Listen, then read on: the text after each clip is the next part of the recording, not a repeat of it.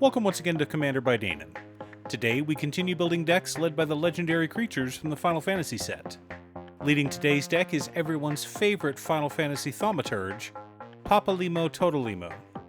Also, and I know it's annoying to keep hearing this, but statistically if I don't ask you to like and subscribe, the video gets fewer subscribers. Papalymo Totolymo is a 2-mana 1/2 legendary dwarf wizard.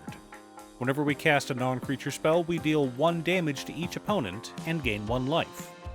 We may pay 4 mana and tap and sack Papalymo.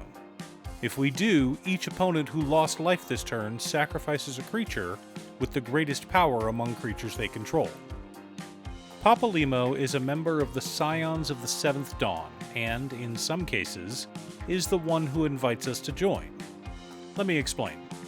Even though Final Fantasy XIV allows you to swap between every class in the game, when you first start out, you have a beginning class.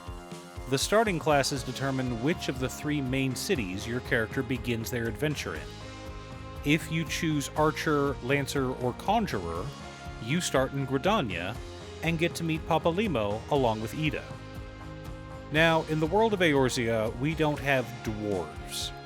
In the first, one of the reflections, they are called dwarves. In fact, there is even a meme about all dwarves having beards and helmets to the point that outsiders aren't sure what their genders are. But in Eorzea, the short race is known as Lalafels. And though they may look like cute little potatoes, most of the villainous NPCs we meet throughout the game are Lalafels. But Papalymo is not villainous. He is a thaumaturge, the starter class before you unlock Black Mage, and an apprentice of Louisoix. And like Louisoix, he summoned the power of the 12 to stop a primal by sacrificing himself to create a seal.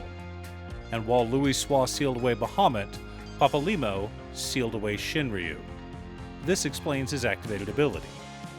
But what kind of deck should he lead? We care about non-creature spells, so this could be like a prowess deck? Lots of cantrips, lots of rituals, maybe we try to storm off. But we're in Orzhov, and we don't have a lot of the pieces in our color identity to truly make a Storm or Spellslinger deck. But we can at least try. And we do have some pretty good payoffs in our color identity. Also, since we're kind of experimenting here, I didn't want the deck's budget to be too out of control. But before we get to our deck list, a quick word from new sponsor, MythAtom. Protect your head as well as your permanents with this beautiful Archangel Avacyn baseball cap. Or purify them, as necessary. They know what they did. Link down below, and don't forget to use code DANON for a 10% discount on your order. In order to build a functional commander deck, you need lots of different pieces, which is why I try to rely on my handy-dandy checklist. 50 mana sources, usually split between 37 lands and 13 pieces of ramp, 10 pieces of card advantage, 8 to 10 pieces of spot removal, 2 to 3 board wipes, 2 pieces of graveyard hate, and 1 sudden I win card. Oh, one more quick announcement before we get started. I'm currently streaming over on Gaming with Danon as well as Twitch. It'll mostly be Final Fantasy XIV, but you're more than welcome to pop in and talk about Commander. Honestly, about half my streams are talking about manga, anime, or Commander. Our land base consists of Command Tower and Exotic Orchard. Both of these always come into play untapped and provide us with whatever color we need, most of the time. Next up, our budget dual color lands consist of Isolated Chapel, Snowfield Sinkhole, Sunlit Marsh, Tainted Field, Fetid Heath, Caves of Koilos, Bright Climb Pathway, and Shine Shadow Snarl. Most come into play untapped.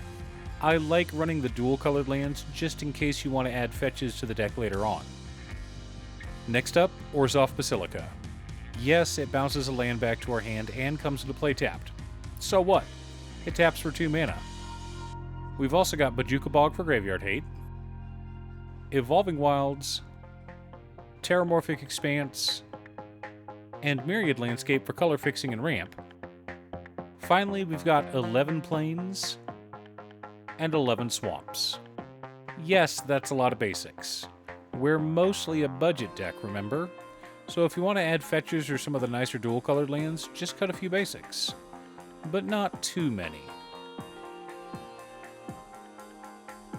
Our mana ramp package starts off with Dark Ritual as our only ritual, as well as Lotho, Corrupt Sheriff for treasure generation.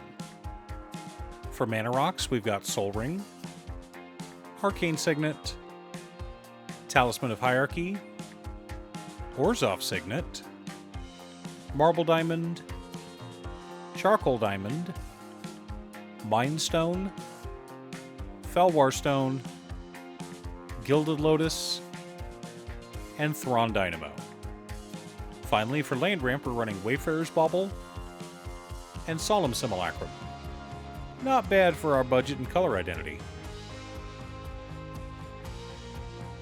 For consistent card advantage, we're running Lunar Convocation, Greed, Phyrexian Arena, Fandaniel Telophoroi Ascian, Exemplar of Light, Dark Confidant, Twilight Prophet, and Darkstar Augur. Our only tutor is Weathered Wayfarer. We've also got a small burst package in Transpose, Circle of Power, Sign in Blood, Night's Whisper, Read the Bones, Cut a Deal, and Siphon Mind. Remember, our commander triggers on non-creature spells, not just instants and sorceries.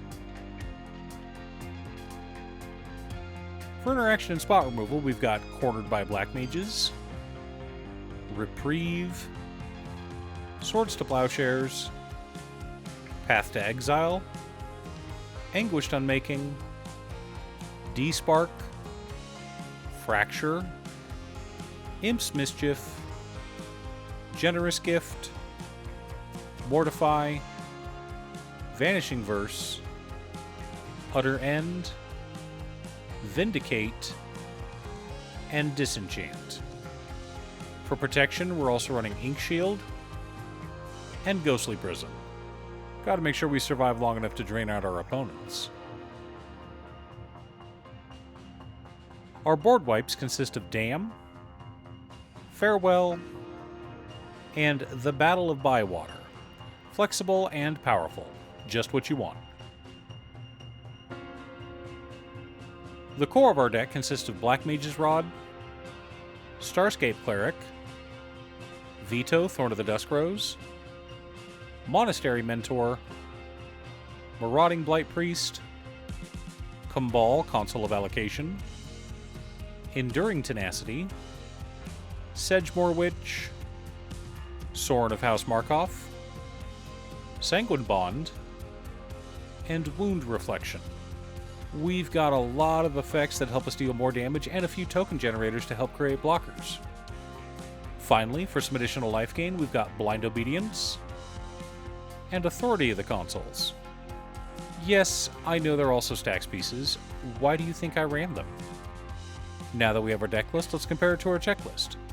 51 mana sources split between 37 lands and 14 pieces of ramp. Right on target. 16 pieces of card advantage. 16 pieces of interaction. 3 board wipes. 2 pieces of graveyard hate in Bojuka Bog and Farewell. 1 Sudden Eye win card in Ink Shield. Ink Shield can turn a losing position into a winning one. Because it generates tokens based on the total damage we prevented, we can swing back twice as hard the next turn. So if some Voltron player swings at us with 21 commander damage, we drop Ink Shield, prevent the damage, and then put 21 2/1 flying token creatures onto the battlefield. So next turn, we can clap back and take them out. On top of that, if we have Authority of the Consoles and Veto on board when this happens, we'll deal even more damage.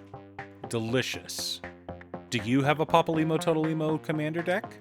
What's your secret deck tech? Leave a comment below. Thanks for tuning in. Once again, a huge shout out to my editor Cutestuff. I couldn't make these videos without her. If you'd like to hire her to edit your own videos, she can be reached at cutestuff.edits@gmail.com. Link is down below. If you're looking for ways to support the channel directly, you can head on over to patreon.com/Danon. You can have a video made or just ask for help building or tuning a deck list.